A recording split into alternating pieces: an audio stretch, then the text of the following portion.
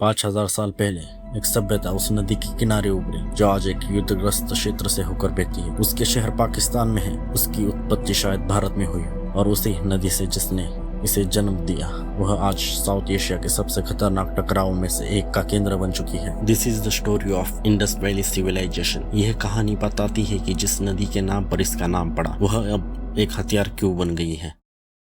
Indus valley civilisation, जिसे Harappan civilisation भी कहा जाता है, लगभग 3300 से 1300 ईस्वी पूर्व तक फली फूली। यह मेसोपोटामिया और मिस्र के साथ दुनिया की सबसे शुरुआती शहर की सभ्यताओं में से एक थी। Plan cities, drainage systems, standardised weights और एक ऐसी लिपि जिसे हम आज तक समझ नहीं पाए। Here is the key fact जो लोग अक्सर समझने में गलती कर देते हैं। जिस इंडस रिवर से भारत का नाम इंडिया पड़ा, सिंधु से हिंदू बना, उस वक्त पाकिस्तान का अस्तित्व भी नहीं था। इसका जन्म 1947 में हुआ। इंडस वैली सिविलाइजेशन 4000 साल से पहले की है। तो पाकिस्तानी लोगों का इंडस वैली सिविलाइजेशन पर क्लेम करना कितना सही है। पाकिस्तानी गवर्नमेंट खुद कहती है Muhammad bin Qasim first person of Pakistan है, पर हम जो जानते हैं वो ये है कि सबसे बड़े खुदाई किए गए दो शहर मोहनजोदड़ो और हड़प्पा आज के पाकिस्तान में सिंध और पंजाब प्रांत में स्थित हैं। 1947 के पार्टीशन के बाद ज्यादातर उत्खनन स्थल और मोहरे पाकिस्तानी सीमा में चली गई, लेकिन आज की तस्वीर उलट चुकी है। बाद के दशकों में सिंध घाटी से जुड़े सैकड़ों स्थल सामने आए। धोलावीरा, लोथन, कालीबंगन और सबसे अहम राखीगढ़ी जो अब तक की खुदाई में मिले सबसे बड़े हड़प्पीय स्थलों में गिने जाते हैं और कुछ अनुमानों के अनुसार आकार में मोहनजोदड़ो से भी बड़े हैं। भौगोलिक रूप से देखें तो ये सभ्यता अखंड भारत की है, न कि किसी पाकिस्तान की, न ही अफगानिस्तान की। पिछले कुछ सालों में पाकिस्तान में इसे एक प्राचीन उन्नत सभ्यता के प्रमाण के रूप में पेश किया जाता है। एक ऐसी पहचान जो भारत की हिंदू केंद्रीय विस्तार की कथा से अलग खड़ी हो सके और जो इस्लाम के आगमन से पहले भी पाकिस्तानी धरती पर मौजूद थी। इतिहासकार एजाज हसन ने अपनी चर्चित किताब में इसी विचार को आगे बढ़ाया। यह तर्क दिया कि सिंधु क्षेत्र की अपनी एक विशिष्ट संस्कृति पहचान रही है जो हिंदू सभ्यता से अलग थी। यही वजह से पाकिस्तानी नेता अक्सर मोहनजोदड़ो को अपने राष्ट्रीय विस्तार के प्रतीक उभारते हैं। पर देखा जाए तो मोहनजोदड़ो, हड़प्पन संस्कृति और वैदिक संस्कृति कुछ ज्यादा अलग नहीं थी। दोनों में अनेकों भगवानों को पूजना, नेचर की पूजा करना और मूर्ति पूजा ये समानताएं थी। यह रहा इसका इतिहास। अब बात करते हैं उस हिस्से की जो 2026 की सुर्खियों में असल में छाया हुआ है, पानी। 1960 में हस्ताक्षरित विश्व बैंक के मध्यस्थ से बनी इंडस वाटर ट्रीटी ने सिंधु प्रणाली की 6 नदियों को भारत और पाकिस्तान के बीच बांटा। भारत को 3 पूर्व नदियां मिली, ब्यास, रावी और सतलुज। पाकिस्तान को 3 पश्चिमी नदियां मिली, सिंधु, चिनाब और झेलम, जो प्रणाली की कुल पानी का लगभग 80% ले जाती है। 65 साल से ज्यादा तक 1965, 1971 की युद्ध और 1999 कारगिल संघर्ष के बावजूद भी यह संधि कायम रही, जिसे अक्सर दुनिया की सबसे टिकाऊ संधियों में से एक कहा जाता है। ये भी सच है कि पाकिस्तान ने अपने आवंटित पूरे हिस्से का इस्तेमाल तकनीकी और बुनियादी ढांचे की कमियों की वजह से पूरी तरह नहीं कर पाए। काफी पानी हर साल बिना इस्तेमाल हुए समुद्र में बह जाता है, जो पाकिस्तान के अंदर ही एक नीतिगत बहस का विषय है। 2025 अप्रैल में सब बदल गया।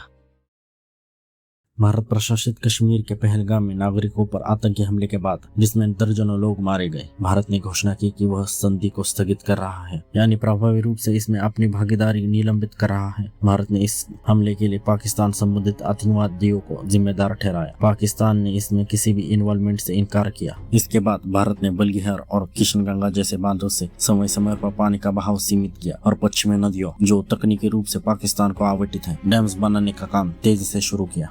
पाकिस्तान की प्रतिक्रिया तीखी थी। अधिकारियों ने इसे युद्ध की कार्रवाई के समान बताया, क्योंकि पाकिस्तानी कृषि और पेयजल सिंध प्रणाली पर बेहद निर्भर है। यह प्रणाली दोनों देशों में मिलकर करीब 30 करोड़ लोगों की सेवा करती है। पाकिस्तान के सेना प्रमुख ने सार्वजनिक रूप से किसी भी नए भारतीय बांध को निशाना बनाने की धमकी दी। पाकिस्तान के विदेश मंत्रालय और अन्य अधिकारियों ने बार बार कहा कि उनकी तरफ से यह संधि अभी भी पूरी तरह चालू है और भारत इसे एक तरफा तरीके से निलंबित नहीं कर सकता। यह मामला परमानेंट कोर्ट ऑफ आर्बिट्रेशन तक पहुंचा। उन्होंने फैसला दिया कि संधि वास्तव में एक तरफा स्थगन की अनुमति नहीं देती और उसे अपने अधिकार क्षेत्र की पुष्टि की। भारत की प्रतिक्रिया, भारत ने इस फैसले को पूरी तरह खारिज कर दिया और न्यायालय को गैरकानूनी रूप से गठित बताया। मई 2026 में न्यायालय ने बांध जलाशयों की सीमा को लेकर एक और फैसला सुनाया जो काफी हद तक पाकिस्तान के पक्ष में गया। भारत ने उसे भी खारिज कर दिया। 2026 के मध्य तक भारत के गृह मंत्रालय अधिकारी सार्वजनिक रूप से ये कह चुके हैं कि यह संधि अभी बहाल नहीं होगी। वहीं पाकिस्तान संयुक्त राष्ट्र और अन्य मंचों के जरिए लगातार यह दावा कर रहा है कि वह अंतर्राष्ट्रीय कानून के तहत अभी भी बाध्य है।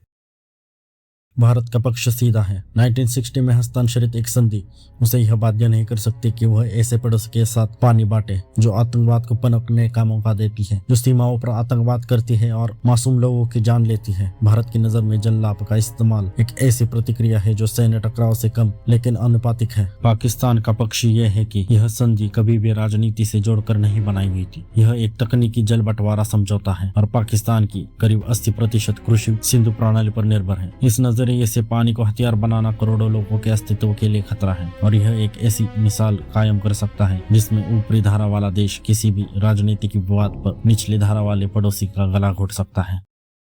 यह वो देश है जिसने हर बार आतंकवाद के जख्म सहे और फिर भी उस देश को पानी देता रहा जिस देश ने हर बार भारत के पीठ में खंजर घोंपे। 3 बड़े जख्मों के बाद भी उसने संधि नहीं तोड़ी, पर अब बस हो गया। ये नया भारत है जो आतंकवाद को कड़ी टक्कर देगा। जब तक पाकिस्तान आतंकवाद को खत्म नहीं कर देगा उसे पानी नहीं मिलेगा और यही भारत का स्टैंड रहेगा। This is the story of Indus valley Civilisation. वो कहानी जो एक नदी की थी, एक सिविलाइजेशन की थी और 2 देशों के बीच के तनाव की थी। अब आगे क्या होगा देख